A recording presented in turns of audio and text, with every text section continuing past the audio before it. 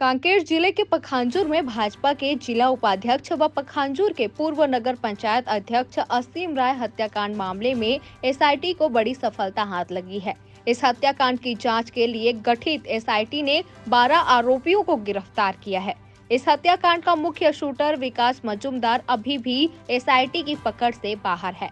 सूत्रों की माने तो राजनीतिक षड्यंत्र के चलते भाजपा नेता असीम राय की हत्या हुई थी।